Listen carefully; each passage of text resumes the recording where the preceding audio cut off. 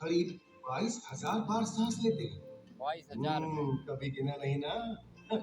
और क्या ये भी कि आपकी अगली ये सांस के लिए 3D शो जरूरी है, पूरा ऑक्सीजन भरा का हुआ मिलना ऑडियंस से इस बात पर निर्भर है देख कि सकते हैं, आपसे काफी मीलों खूबसूरत है। दूर किसी समुद्र में एक बड़ी सी शार्क मछली एक छोटी सी मछली को खा पाएगी या नहीं। क्यों, यकीन नहीं होता ना। चलिए कोई नहीं, आइए आपको ले चलते हैं एक ऐसी दुनिया में जो आपसे हजारों मील दूर होकर भी आपके अस्तित्व का आधार है।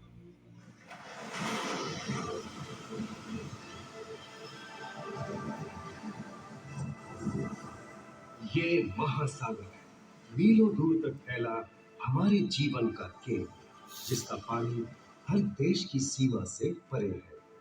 हमें सांस लेने के लिए जरूरी ऑक्सीजन का 50 से 80% इन्हीं समुद्रों के पानी से आता है। ये भी कह सकते हैं कि ये सागर एक विशाल संयुक्त परिवार की तरह है, जिसमें ये सभी जीव एक ही घर में रहते हैं, जैसे मछलियाँ, mollusc, dolphin, seal, walrus, crustacean, bacteria, समुद्री एनिमोनी और हाँ, ब्लू व्हेल भी, जो पृथ्वी का सबसे बड़ा जीव माना जाता है। और जंतु ही नहीं, इन समुद्रों में पौधों की भी लाखों प्रजातियां पाई जाती हैं। इन विशाल समंदरों का पानी हमारी पृथ्वी का लगभग 3/4 हिस्सा है। इस धरती पर 5 बड़े महासागर हैं: आर्कटिक, अटलांटिक, हिंद, प्रशांत और दक्षिणी महासागर। ये सागर इतने महत्वपूर्ण हैं कि इनका तापमान और लहरें दुनिया के हर हिस्से के मौसम पर असर डालते हैं, चाहे वो मौसम कितना ही खतरनाक क्यों ना हो। हमारी ही तरह पानी के नीचे पनपता हर जीवन सूरज की रोशनी पर निर्भर है। जी हाँ जनाब, सिर्फ ये जंतु, मछलियाँ, पेड़ पौधे ही नहीं, बल्कि बैक्टीरिया जैसे सूक्ष्म जीव भी सूरज से ऊर्जा पाकर खिलखिला उठते हैं। ये देखो मिस्टर ऊदबिलाव, कितने मजे ले रहा है। देखा इसे, अपने चेहरे की पोजीशन ऐसे बदल रहा है जैसे किसी स्पा में स्टीम ले रहा हो।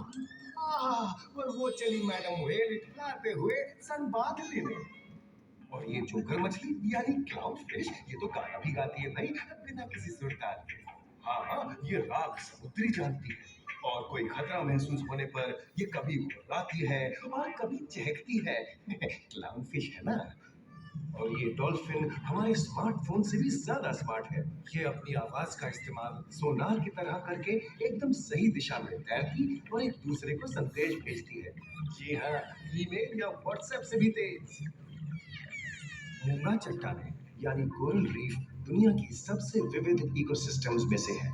इन चट्टानों को अक्सर समुद्र के वर्षावन कहा गया है। आई, समुद्र में वर्षा, अजीब बात है ना। अरे दरअसल इनका नाम इनके आसपास बसे इन जीवों की विविधता के कारण पड़ा है।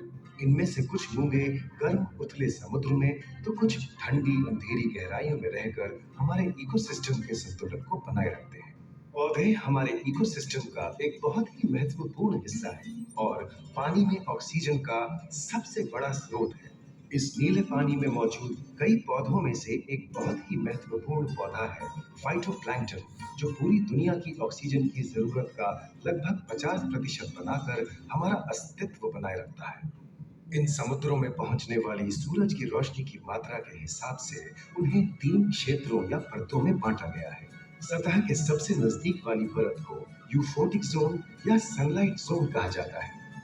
जाहिर है कि यहाँ सूरज की सबसे ज्यादा रोशनी पहुंचती है और 90% समुद्री जीवन इसी परत में मौजूद है। अगली गहरी परत को डिस्पोटिक जोन या ट्वाइलाइट जोन कहा जाता है। इस परत तक सूरज की सिर्फ 1% रोशनी पहुंचती है, जो पौधों के जिंदा रहने के लिए काफी नहीं है। तीसरी और सबसे गहरी परत एफोटिक जोन या मिडनाइट जोन है। यहाँ सूरज की रोशनी बिल्कुल नहीं पहुंचती। ये परत पूरी तरह से अंधेरी और ठंडी होती है, बिल्कुल किसी हॉरर मूवी के सीन जैसे। ये कई जगह पर इतनी गहरी होती है कि यहाँ आसानी से माउंट एवरेस्ट जैसे ऊंचे पहाड़ भी समा सकते हैं। और इसकी सबसे गहरी जगह है प्रशांत महासागर में मरियाना ट्रेंच। महाद्वीपीय तटों के साथ लगे उथले समुद्री इलाकों तक पहुंचना आसान है, लेकिन ये समुद्र का सिर्फ 10% है। समुद्र की गहराई जितनी बढ़ती जाती है, उतने ही वहाँ के हैरत अंगेज जीव जिन तक पहुँचना मुश्किल होता जाता है। ये समुद्री जीव पहले तो अपनी खूबसूरती से आपको छलते हैं और फिर अचानक एक खतरनाक रूप ले लेते हैं, जिनसे बचना मुश्किल ही नहीं, नामुमकिन है। और ये क्या? अचानक ये रोशनी कहाँ से आई? ओहो! ये तो जेलीफिश का झुंड है, जिनकी रोशनी एकदम डिस्को लाइट की तरह लगती है। वाह! ये हुई ना बात। अब सभी बड़ी छोटी मछलियां इन चमचमाती डिस्को लाइट को देखकर पार्टी करने आएंगी। आहा! और फिर यही रोशनी उन्हें बेरहमी से दबोचकर उनका शिकार करके अंधेरे में वापस गायब हो जाएगी। लेकिन सभी शिकारियों को छलावे से लुभाना नहीं पड़ता। सबसे घातक शिकारियों में से है शार्क, जैसे ग्रेट व्हाइट और टाइगर शार्क।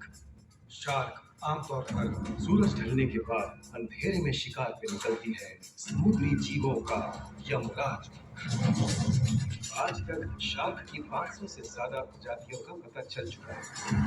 ये हर तरह के खुले महासागरों में, मूंगे की चट्टानों में, आर्कटिक की बर्फ के नीचे और समुद्र की अंधेरी गहराइयों में पाई जाती है। और ये है समुद्री घोड़ा, जो तबड़क तबड़क नहीं, छप छप छप छप करता है, यानी दौड़ता नहीं, तैरता है।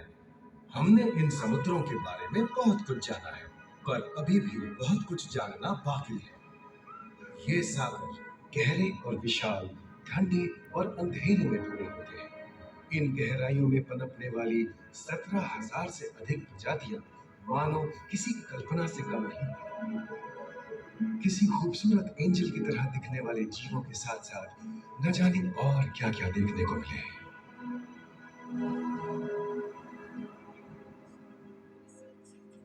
इन विशाल सागरों के इकोसिस्टम इनके बाहर तक फैले हैं। खारे पानी की खाड़ियां, समुद्रों, समुद्र तटों और नमकीन दलदली इलाकों तक। मानव जाति दशकों से प्लास्टिक, जहरीले रसायन, तेल और ऐसी कई चीजों को पानी में बहाकर समुद्रों को नुकसान पहुंचा रही है। कई समुद्री जीवों या मछलियों की दर्दनाक मौत और उनकी इस तड़प का जिम्मेदार हमारी मानव जाति ही है। पिछले कुछ दशकों में वैज्ञानिक पैमाने पर सामने आए खतरों में से एक बड़ा जलवायु परिवर्तन है, जिससे महासागर गर्म हो रहे हैं और ग्रीन हाउस गैसों की अधिकता और ऑक्सीजन की कमी के कारण इन समुद्रों का अम्लीकरण हो रहा है। सागरों के इस तरह गर्म होने से पानी का स्तर बढ़ गया है और बर्फ की चादर पिघल रही है।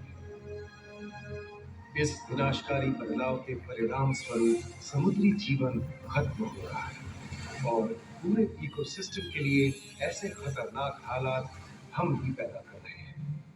हमारी आने वाली पीढ़ी का भविष्य इस बात पर निर्भर करता है कि क्या हम आज अपने निजी जीवन से प्लास्टिक को हटाने जैसा छोटा कदम उठा सकते हैं, या फिर हम बड़े स्तर पर सख्त नियम बनाकर उन्हें लागू करें, जिससे समुद्री संसाधनों का दोहन और प्रदूषण कम हो।